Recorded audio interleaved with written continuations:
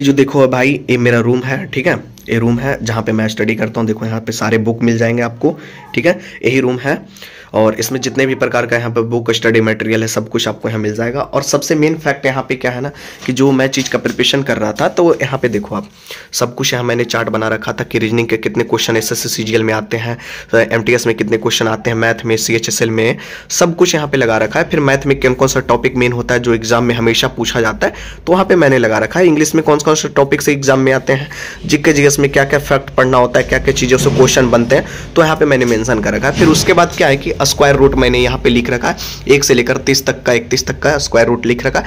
फिर परसेंटेज में जो जो मेन मेन चीज़ें होती हैं वो भी आप अपने रूम में लगा सकते हो आराम से। रूम में घर पे एक ऐसा माहौल बना दो ना कि भाई कोई अगर रूम तुम्हारे अगर घुसे ना तो बोले कि भाई ये पढ़ने वाला रूम है, स्टडी, कोई गलत फहमी वाला नहीं सोचे कि भाई ये क्या चीज़ का रूम है, आराम से। तो ये सब चीज़ लगा रहता है तो काफ़ी मोटिवेशन मिलता है। क्यूब रूट देखो मैंने लगा रखा है, 1 से लेकर 30 तक का पूरा क्यूब रूट लगा रखा है। फिर अलजेब्रा का फार्मूला जो होता है मैंने यहाँ पे लगा रखा है, अलजेब्रा का पूरा फार्मूला। तो आप अपने ऐसे दीवार पे लगाओगे तो भाई मोटिवेशन मिलेगा। मैं ओवर थिंकिंग करने से बढ़िया ये होगा ना, क्यों टाइम बर्बाद कर रहे हो भाई ओवर थिंकिंग करने में कि भाई इससे पढ़ेंगे, इस बुक से बनाएंगे, क्वेश्चन आएगा कि नहीं एग्जाम में, ये चीज करेंगे तो हमें एग्जाम में प्रॉफिट मिलेगा कि नहीं। भाई ओवर थिंकिंग क्यों कर रहे हो भाई? एज अ प्रूफ आपके सामने हूं मैं, एज अ प्रूफ। तुम अगर कोई भी चीज की प्रिपरेशन कर रहे हो, कोई भी एग्जाम की प्रिपरेशन कर रहे हो, ऐसे एसएससी की कोई भी डिपार्टमेंट की एग्जाम की आप तैयारी कर रहे हो, चाहे सीएचएसएल हो, सीजीएल हो, एमटीएस हो, सीपीओ, कोई भी एग्जाम की अगर आप तैयारी कर रहे हो तो भाई उसमें ओवर थिंकिंग आपको करना ही नहीं चाहिए। सबसे पहला मेन मकसद ये होना चाहिए भाई तुमको क्या चीज का ओवर थिंकिंग आता है। हो सकता है किसी भाई का मैथ में ओवर थिंकिंग आता है कि भाई फलने टीचर से हम पढ़ रहे हैं, पता नहीं वो अच्छे पढ़ा रहे हैं कि नहीं पढ़ा रहे हैं, क्या पता एग्जाम में आएगा कि नहीं क्वेश्चन आएगा, क्या वो उस लेवल के पढ़ा रहे हैं या नहीं पढ़ा रहे। भाई वो ही लेवल के पढ़ाते हैं, बस तुम्हारा मन का भ्रम होता है कि भाई हम ओवर थिंकिंग करेंगे, क्या इस बुक से क्वेश्चन आएंगे कि नहीं, क्या इस प्रकार के आते हैं कि नहीं एग्जाम में, वगैरह वगैरह बहुत सारी चीजों को आपके मन में ओवर थिंकिंग आते रहता है मेरे भाई। लेकिन आज मैं जो बताने वाला हूं कि आपको ओवर थिंकिंग निकाल के आपको बाहर फेंकनी है मेरे भाई और अपनी प्रिपरेशन को बनाए रखनी है, क्योंकि आपके पास भाई 4 से 5 महीने का समय है मेरे भाई। ठीक है, जून जुलाई में एग्जाम को करवा लिया जाएगा। एसएससी की कोई भी एग्जाम की प्रिपरेशन कर रहे हैं, सीएचएसएल, एमटीएस, सीजीएल, सीपीओ, ठीक है, तो ओवर थिंकिंग को आपको नहीं, यहाँ पे आपको उसको टालते हुए चलनी है भाई। जो भी चीजों को आपको दिक्कत हो रहा है मैं उस चीजों के बारे में यहाँ पे आपके साथ हूं। ठीक है, मैं अब जो फर्स्ट ऑफ ऑल पॉइंट की जो बात करने जा रहा हूं कि देखो भाई, अगर तुम एसएससी की कोई भी डिपार्टमेंट की तैयारी करते हो तो उसमें भाई आपको 4 सब्जेक्ट से क्वेश्चन आते हैं। पहला मैथ, रीजनिंग, जीके जीएस, ठीक है, और फिर इंग्लिश। ये चारों सब्जेक्ट मिलकर अब तुम पेपर को क्रैक कर सकते हो। और चारों सब्जेक्ट में अगर तुम्हें लगता है कि भाई हमको ओवर थिंकिंग आ रहा है तो भाई उसको निकाल के फेंक दो। क्योंकि मैं भी जब तैयारी करता था अपने प्रिपरेशन में तो मुझे भी बहुत ओवर थिंकिंग आती थी कि पता नहीं वो सर करवा रहे हैं तो पता नहीं उससे क्वेश्चन आएगा कि नहीं आएगा, क्या पता उसमें टाइम बर्बाद तो नहीं कर रहे हैं। तो ऐसा सा ओवर थिंकिंग आता है भाई, लेकिन इसको आपको निकाल के फेंकनी है भाई। ओवर थिंकिंग क्या होता है ना कि समझो कि आपको पहला नंबर है कि आप सोचते रह जाओगे, ठीक है, सोचते रह जाओगे, उसके बाद कुछ भी करने का मन नहीं करेगा, कोई भी सब्जेक्ट पढ़ने का मन नहीं करेगा। और तुमको अगर अपने आप में विश्वास नहीं है भाई तो फिर तुम एग्जाम नहीं निकल पाओगे, ये रियल फैक्ट है। तुमको विश्वास बना के पढ़ना पड़ेगा। तुम अगर फलने टीचर, जो भी टीचर से पढ़ रहे हो उनकी पहले पेड बैच ले लो। अगर तुमको फ्री ऑफ कॉस्ट यूट्यूब पे मिल रहा है तो वहां से पहले क्लास कर लो। सारे टीचर बेस्ट होते हैं, ओवर थिंकिंग करने की जरूरत नहीं है मेरे भाई। आराम से पढ़ो ना। एसएससी जो होता है ना समय मांगता है, समय तुम दोगे भाई तो डेफिनेटली सिलेक्शन श्योर होगा। ठीक है, तो आज हम बात करेंगे मेरे भाई कि मैथ को कैसे हम स्ट्रॉन्ग किए थे, इंग्लिश को कैसे अच्छे लेवल पे लेके गए, जीके जीएस को हमने कैसे इंप्रूव किया, ठीक है, रीजनिंग को हमने कैसे किस तरह से प्रैक्टिस करके उसको एक अच्छे लेवल पे ले गया।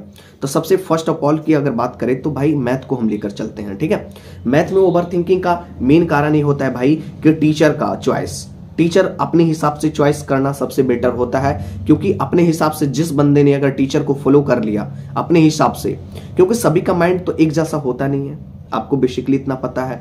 हो सकता है कि मैं आदित्य रंजन सर से पढ़ रहा हूँ, कोई अगर लड़के राकेश यादव सर से पढ़ रहे हैं, कोई सर जो है, कोई भाई है जो अभिनय शर्मा सर से पढ़ रहे हैं, कोई है जो गगन प्रताप सर से पढ़ रहे हैं, तो टीचर तो सब बेस्ट है। टीचर में तो कोई खूबियां नहीं है, कोई खूबियां नहीं है यहाँ पे, बस मन का खूबिया होता है कि पता नहीं उस टीचर से पढ़ रहे हैं तो पता नहीं वो बिलीव नहीं होता, आपको पास बिलीव नहीं होता। और जिस दिन तुम बिलीव करना सीख गए कि हमको इसी टीचर से हमको पूरा फुल फाउंडेशन कोर्स पढ़नी है, जो भी चीज पढ़ा रहे हैं उसको हम अच्छे से प्रैक्टिस करेंगे, अच्छे से उसके एनालिसिस करेंगे, उसी लेवल के हम क्वेश्चन को प्रीवियस ईयर का प्रैक्टिस करेंगे, तो भाई अपने आप में जो ओवर थिंकिंग आता है ना वो ऑटोमेटिक हट जाता है।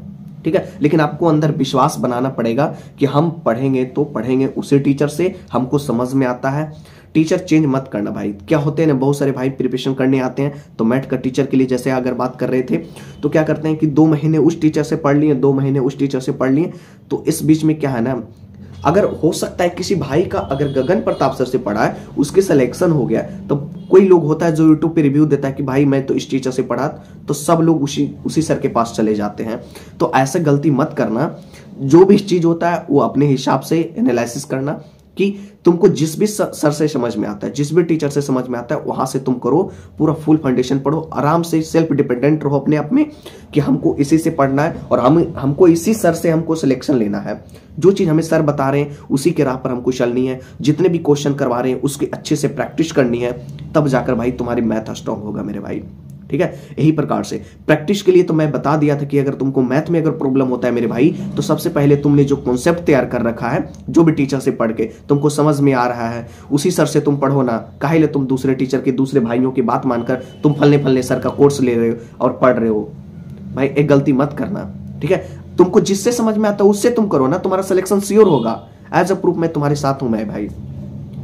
तो भाई यही तुमको आपको अपने आप में विश्वास जताना है, और विश्वास से बढ़कर कुछ भी नहीं होता है। विश्वास अगर तुमको अपने आप में है कि मुझे सिलेक्शन लेना है हर हालत में एसएससी की कोई भी डिपार्टमेंट में, तो आराम से तुम सिलेक्शन ले सकते हो, बस तुम्हारे अंदर विश्वास होना चाहिए।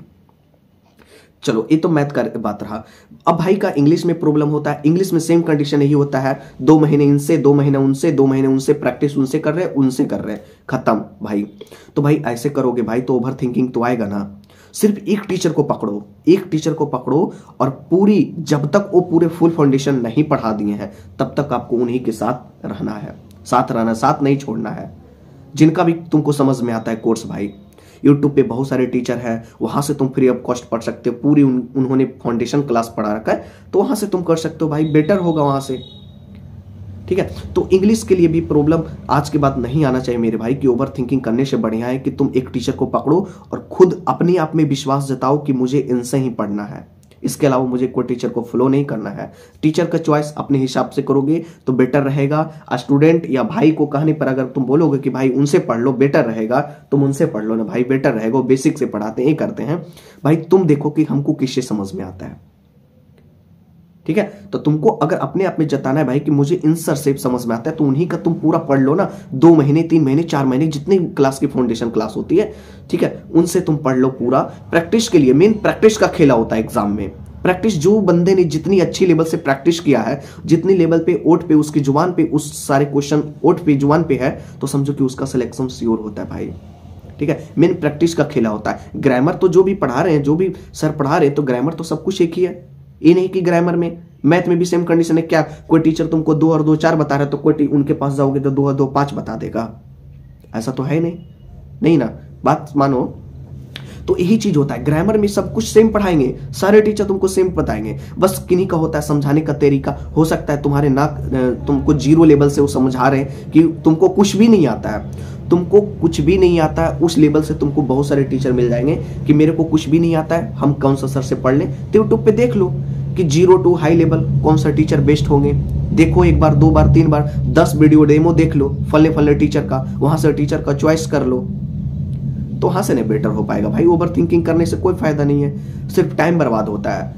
आज देखो जो भी भाई हैं, देखो वीडियो में कमेंट जरूर आएगा मेरे भाई कि ओवर थिंकिंग करते करते साल भर भी लगा दिया, फिर भी वो टीचर का डिसीजन नहीं ले पाया कि हम कौन सा सर से पढ़ना है, हमको किन सर कौन सा सर बेस्ट है। बुक के रिगार्डिंग बहुत सारी कमेंट आती है कि कौन सा बुक बेस्ट है।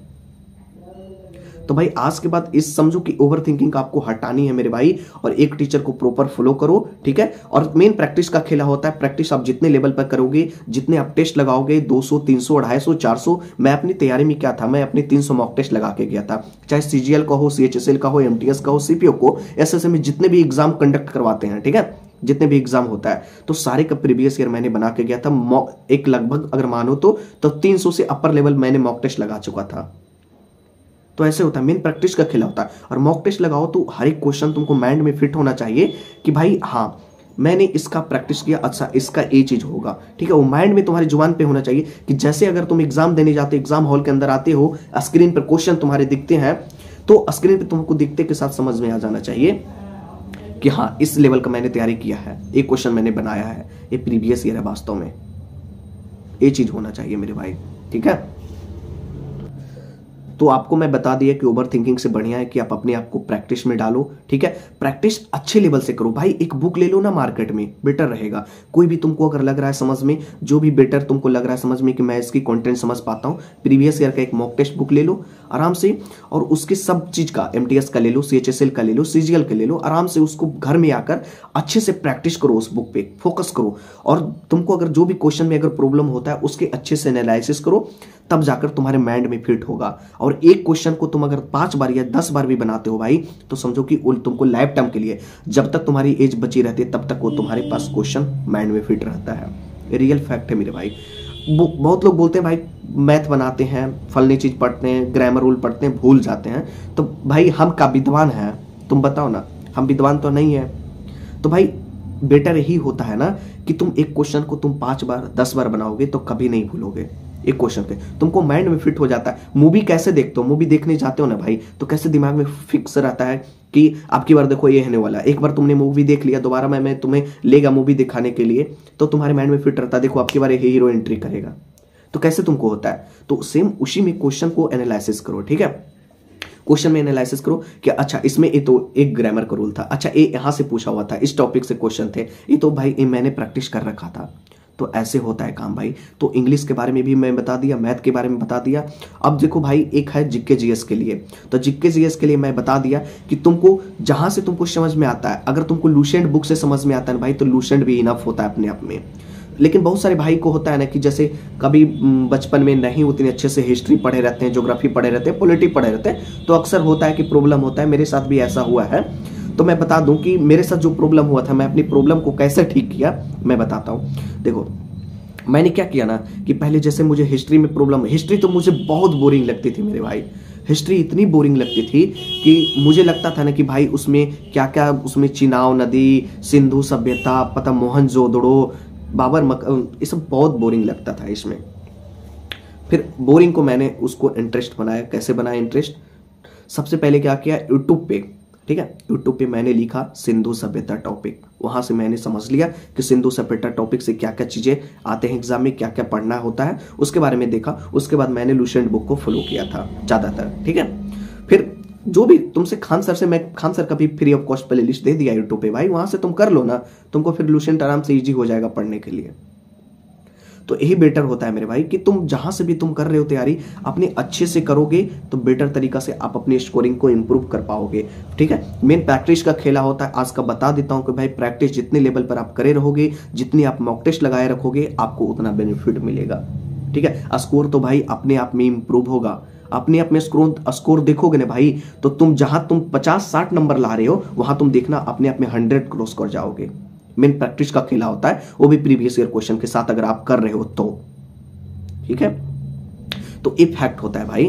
तो आराम से मैं अपनी जो जीके जीएस के बारे में बता रहा था, तो क्या किया कि मुझे समझ में नहीं आता हिस्ट्री, तो फिर क्या किया, मैंने यूट्यूब पे देखा बहुत सारे टीचर का, तो मुझे एक टीचर बेस्ट लगा था, तो उनको मैं फॉलो किया, ठीक है। वहां से हम अपनी लूसेंट को धीरे धीरे, वो लूसेंट पूरा कवर करवा रखे हैं भाई, ठीक है। चाहे बौद्ध धर्म हो, जैन धर्म हो, इस्लाम धर्म हो, ईसाई धर्म, जो भी धर्म के वगैरह है, तो समझो कि वहां से मैंने टॉपिक को पहले वीडियो देखा, लेक्चर देखा, उसके बाद मैंने लूसेंट बुक को उठाया, फिर वहां से पढ़ना स्टार्ट किया। जहां जहां मेन पॉइंट लगा उसको अंडरलाइन करते हुए, हाईलाइटर का यूज करो, मेन पॉइंट लगता है। और जब तुम पढ़ लिए एक बार में, तुम वीडियो के साथ अगर तुम बुक को खत्म कर लिए, तो फिर से उसी बुक के पीछे आ जाओ, ठीक है। लूसेंट को तुम 3 बार 4 बार 5 बार जितना हो सके, जितना तुमसे हिम्मत हो सके उतना बार बनाओ, उतना बार याद करो, बेटर हो जाएगा, ठीक है। तो यही है जीके जीएस का मेन फैक्ट, स्कोर को इंप्रूव करने का। रीजनिंग में क्या था, रीजनिंग में मैंने उतनी कोर्स नहीं ले रखा था। जो जो टॉपिक मुझे थोड़ा डिफिकल्ट लगता था, मैं उनकी प्ले लिस्ट देख लेता था यूट्यूब पे। पीयू सर से ऐसे वास्तव में मैंने किया है। तो पीयू सर से कुछ कुछ टिप में होता था, जैसे मुझे सेटिंग अरेंजमेंट उतना समझ में नहीं आता था कि सेटिंग अरेंजमेंट का क्या फैक्ट है, तो यूट्यूब पे मैंने देखा कि सेटिंग अरेंजमेंट, ठीक है, फाउंडेशन, तो उनमें देखा कि 3 क्लास में उन्होंने पूरा क्लास बता रखा है। 3 क्लास में सेटिंग अरेंजमेंट हम समझ गए। अच्छे से। फिर उसके बाद प्रैक्टिस करने की जरूरत होती है। तो रीजनिंग में मैं ज़्यादा कोर्स नहीं किया था, सिर्फ प्रैक्टिस के दम पर अपने रीजनिंग को स्ट्रॉन्ग किया हूँ। बस यही फैक्ट होता है मेरे भाई कि जितना से ज़्यादा तुम MCQ लगाओ प्रीवियस ईयर क्वेश्चन का, ठीक है। जहाँ से तुमको अगर ऑनलाइन लग रहा है तो टेक्स्ट बुक पर लगाओ, वहाँ से बेटर होगा। तुमको अगर किताब से अगर तुम है, अब ये मत करना भाई कि भाई MCQ लगा रहे हैं तो क्या टेक्स्ट बुक पर लगाएं या बुक ले लें मार्केट से जाकर तो घर में बैठ कर बनाएं। तो तुम जहाँ से बनाओगे भाई, लेकिन मेन फैक्ट आप एक बात याद रखना हमेशा, एग्जाम में अगर तुमको सफल चाहिए, सिलेक्शन चाहिए, अच्छी रैंक चाहिए, तो तुम एक बात याद रखना हमेशा भाई कि तुमको प्रीवियस ईयर क्वेश्चन, हर एक क्वेश्चन तुमको माइंड में फिट होना चाहिए। जैसे ही स्क्रीन पर तुम एग्जाम देने जाओ, स्क्रीन पर क्वेश्चन आए तो फटक से तुम्हारे आंसर ओठ पे होना चाहिए, जुबान पे होना चाहिए मेरे भाई कि इसका तो आंसर ये होगा, इसका आंसर ये होगा, ये मैंने बना चुका है। ऐसा होना चाहिए भाई। और वो कैसे होगा? तुम एक प्रैक्टिस शीट को तुम 2 बार 3 बार एनालिसिस करोगे, तब जाकर वो धीरे धीरे इंप्रूव होता है मेरे भाई, ठीक है। और ये वीडियो को भाई आप लोग जितने भी लोग हैं गांव से भी अगर हैं भाई, तो तुम चुपचाप गांव में भी रहकर प्रिपरेशन कर सकते हो। कोई तुमको दिल्ली और पटना जाने की जरूरत नहीं है, घर पे रह के ही कर सकते हो, ठीक है। दिल्ली पटना जाना बेटर नहीं होगा। तुम अपने घर में अगर गांव से भी देख रहे हो वीडियो को, तो ये वीडियो आप लोग गांव के पास भी पहुंचा सकते हो। जो भी भाई सक्षम नहीं है, गांव में रहते हैं, प्रिपरेशन करते हैं, गांव की स्थिति आप जानते हो, रोते हैं भाई कि मुझे बाहर जाना था, पैसे नहीं है, कैसे जाएंगे बाहर तैयारी करने के लिए, तो उनके लिए भी ये वीडियो बेनिफिशियल होगा मेरे भाई। उनको भी आप इस वीडियो को पहुंचा देना, ठीक है। मैं कभी अपने चैनल पे नहीं बोला हूं क्योंकि मुझे पता है कि मेरे में क्या है। मैं अपनी जो भी बोलता हूं, मैं कभी चैनल को सब्सक्राइब करने नहीं बोला कि मेरे चैनल को आप सब्सक्राइब कर लो, लाइक कर दो। मैं कभी ये बात नहीं बोलता हूं अपने वीडियो में, ठीक है। वीडियो पसंद आता है तो अपने आप में भाई लोग आते हैं, मेरे से जुड़ते हैं, उनको अच्छा लगता है हमारी कंटेंट को, हमारे बताए हुए राय पे वो चलते हैं, तो उनको काफी कुछ न कुछ बहुत हासिल मिल पाता है उनको, ठीक है। तो ही बेटर होता है भाई कि गांव से भी प्रिपरेशन करते हो तो गांव में ही रहकर करो। ज्यादा उथल पुथल करने की जरूरत नहीं है। SSC कोई बड़का UPSC लेवल का एग्जाम नहीं होता है, ना एग्जाम कंडक्ट करवाता है हाई लेवल का, ठीक है। गांव से भी हो तो वहां से भी प्रिपरेशन करोगे तो समझो कि सिलेक्शन श्योर होगा मेरे भाई, ठीक है। तो आपको एक मन में याद रखना चाहिए कि हमको कहीं जाना बाहर जरूरत नहीं है। आराम से तुम्हारे पास अगर फोन है तो ऑनलाइन क्लास भी ले सकते हो। अगर तुमको लगता है कि हमारे डिस्ट्रिक्ट अगर कोई भी कहीं भी गांव में है तो गांव में भी कंपटीशन लेवल का अब चालू हो गया हर एक गांव में, तो वहां पर तुम जाना आराम से, वहां से भी पढ़ सकते हो, वहां से भी तैयारी करोगे तो तुमको बेटर हो जाएगा भाई। कोई उथल पुथल करने की जरूरत नहीं है, कोई दिल्ली बम्बई ढाका जाने की जरूरत नहीं है, ठीक है। घर पे रहकर ही प्रिपरेशन करो, बेटर रहेगा, ठीक है। आज के जमाने में क्या है भाई, ऑनलाइन, ठीक है। ऑनलाइन स्टडी सबसे बेटर हो चुका है आज के इस टेक्नोलॉजी दुनिया में, समझो कि। तो भाई क्यों फिर बाहर जाने से क्या फायदा है? वहां बाहर जाओगे भाई तो तुमको क्या होगा, रूम रेंट किराया देना पड़ेगा, फिर खाना बनाना पड़ता है बाहर में, ठीक है। जहां भी जा रहे हो तो काम तो करना पड़ेगा ना बाहर में, फिर स्टडी कैसे कर पाओगे? समझो कि रूम रेंट तुमको पास एक प्रेशर रहेगा भाई, 3,000-4,000 रुपए का रूम रेंट बाहर में लगता है। डेफिनेटली दिल्ली में भी रहोगे तो भाई दिल्ली में तो और ज्यादा लगते हैं, 6,000-7,000 तुमको रूम रेंट मिलेगा, और ज्यादा जहां तक मिलेगा तुमको, ठीक है। सिंगल बेड की बात बता रहे हैं, 7,000-8,000 तुमको सिंगल मिलेगा। तो काहे लिए इतना पैसा बर्बाद करोगे? इतना पैसा तुम अगर ऑनलाइन कोर्स में लगा लोगे, तुम्हारे पास डाटा है, इंटरनेट है, ऑनलाइन कोर्स एक ले लो सस्ते में, ठीक है। 2,000-3,000 आराम से मिल जाएंगे, आराम से 7 महीने 6 महीने की प्रिपरेशन कर लोगे आप उससे, ठीक है। कहीं जाने की बाहर जरूरत नहीं है मेरे भाई। ये वीडियो मेरे भाई मैं आपसे रिक्वेस्ट करता हूं कि हर एक गांव में ये वीडियो पहुंच जाए, ताकि मेरे भाई जो लोग रोते हैं बाहर जाने के लिए कि मुझे पटना अगर हम जाते हैं तो अच्छे से हम सिलेक्शन ले पाते हैं, भाई तुम अगर इंटेलिजेंट बॉय हो ना भाई, तो तुम गांव में ही रहकर प्रिपरेशन करोगे तो तुम्हारा सिलेक्शन होगा। फैक्ट है मेरे भाई कि बहुत सारे मेरे भाई जो थे वो गांव से सिलेक्शन हुए। मेरे साथ 5 लोग जो थे, मेरे सीनियर दोस्त भी थे और जूनियर दोस्त भी थे मेरे साथ, वो समझो कि गांव से रहकर ही प्रिपरेशन किया। कोई इधर उधर पटना बम्बई जाने की उनके पास नहीं उतनी साधन थी, फिर भी वो गांव से रहकर प्रिपरेशन किए और अच्छे लेवल पर अभी हैं। अभी मेरे भाई CHS से पहले MTS में ज्वाइन किया, MTS जॉब को रिजाइन दिया, फिर CHSL में आया, फिर CHSL जॉब को रिजाइन दिया, फिर CGL में ODC में हुआ, CGL में ODC में हुआ, तो उस भाई का भी ज्वाइनिंग नहीं आया है। समझो कि 2 जॉब को रिजाइन मारकर तीसरी जॉब में लगा हुआ है नंबर। तो भाई ये भी जो मेरे साथ थे बंदे, ठीक है, तो वो भी समझो कि गांव से ही प्रिपरेशन किए, कोई बाहर जाकर नहीं किए प्रिपरेशन मेरे भाई। तो एक चीज समझना मेरे भाई कि तुम जहां से भी हो वहां से प्रिपरेशन करो। ये मैं क्या है, मेरे कमरा है, मैं रूम हूँ, रूम को मैं अभी नतीजा में दिखाता हूँ कि रूम में क्या क्या चीजों को आपको लगानी है। और आपको डेली मॉर्निंग के टाइम में मैं तो बोलूंगा भाई अब तुम रात में मत जगो, ठीक है। रात में पढ़ने से कोई फायदा नहीं मिलेगा। तो मॉर्निंग के टाइम में अगर तुम सुबह 3 या 4 बजे अगर उठते हो और अगर अच्छे से तुम चीज़ों को सुबह मॉर्निंग के टाइम में अगर पढ़ते हो तो चीज़ों हमेशा के लिए याद रहता है मेरे भाई, हमेशा के लिए याद रखता है। मैं आपको दिखाता हूँ कि रूम में क्या क्या चीज़ों को मैं स्टडी लगाया हूँ। ये जो देखो भाई, ये मेरा रूम है, ठीक है। ये रूम है जहाँ पे मैं स्टडी करता हूँ। देखो यहाँ पे सारे बुक मिल जाएंगे आपको, ठीक है। यही रूम है और इसमें जितने भी प्रकार का यहाँ पे बुक स्टडी मटेरियल है सब कुछ आपको यहाँ मिल जाएगा। और सबसे मेन फैक्ट यहाँ पे क्या है ना कि जो मैं चीज़ का प्रिपरेशन कर रहा था तो यहाँ पे देखो आप सब कुछ यहाँ मैंने चार्ट बना रखा था कि रीजनिंग के कितने क्वेश्चन एसएससी सीजीएल में आते हैं, एमटीएस में कितने क्वेश्चन आते हैं, मैथ में, सीएचएसएल में, सब कुछ यहाँ पे लगा रखा है। फिर मैथ में कौन कौन सा टॉपिक मेन होता है जो एग्जाम में हमेशा पूछा जाता है तो वहाँ पे मैंने लगा रखा है। इंग्लिश में कौन कौन से टॉपिक से एग्जाम में आते हैं, जीके जीएस में क्या क्या फैक्ट पढ़ना होता है, क्या क्या चीज़ों से क्वेश्चन बनते हैं, तो यहाँ पे मैंने मेंशन कर रखा है। फिर उसके बाद क्या है कि स्क्वायर रूट मैंने यहाँ पे लिख रखा है, 1 से लेकर 30 तक का, 31 तक का स्क्वायर रूट लिख रखा है। फिर परसेंटेज में जो जो मेन चीजें होती हैं वो भी आप अपने रूम में लगा सकते हो आराम से। रूम में घर पे एक ऐसा माहौल बना दो ना कि भाई कोई अगर रूम तुम्हारे अगर घुसे ना तो बोले कि भाई ये पढ़ने वाला रूम है, स्टडी, कोई गलत फहमी वाला नहीं सोचे कि भाई ये क्या चीज़ का रूम है, आराम से। तो ये सब चीज़ लगा रहता है तो काफ़ी मोटिवेशन मिलता है। क्यूब रूट देखो मैंने लगा रखा है, 1 से लेकर 30 तक का पूरा क्यूब रूट लगा रखा है। फिर अलजेब्रा का फार्मूला जो होता है मैंने यहाँ पे लगा रखा है, अलजेब्रा का पूरा फार्मूला। तो आप अपने ऐसे दीवार पे लगाओगे तो भाई मोटिवेशन मिलेगा। मैंने मैप भी लगा रखा है, यहाँ पे मैप लगा रखा है, सब कुछ यहाँ पे देखो आपको मिल जाएगा, ठीक है। कैलेंडर वगैरह ये तो मुझे प्रकाशन वाले दिए थे कैलेंडर का। तो यहाँ पे देखो सब कुछ लगा है। और इधर जो बुक है हमारे पास, जो बुक जितने भी हैं समझो कि जीके जीएस का, इधर कॉपी है वगैरह, तो सब कुछ इस रूम में लगा रखा है। लूसेंट है हमारे पास। तो देखो भाई मैं अपनी रूम दिखा दिया, तो अपने रूम को एक ऐसे लेवल में बना दो ना कि भाई रूम घुसने के साथ लगे ना, मैं एक बार फिर से दिखाता हूँ, रूम घुसने के साथ जैसे रूम एंट्री करे तो आपको दिख जाए कि हाँ ये स्टडी वाला रूम है भाई, ठीक है। तो यही चीज़ आपके रूम में भी लगा होना चाहिए, तो बेटर तरीका से आप अपनी अच्छे से कर पाओगे, ठीक है।